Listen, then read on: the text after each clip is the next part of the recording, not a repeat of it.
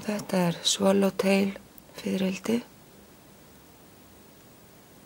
sem moth næturfiðrildi og eitt af stærstu mothum í Englandi.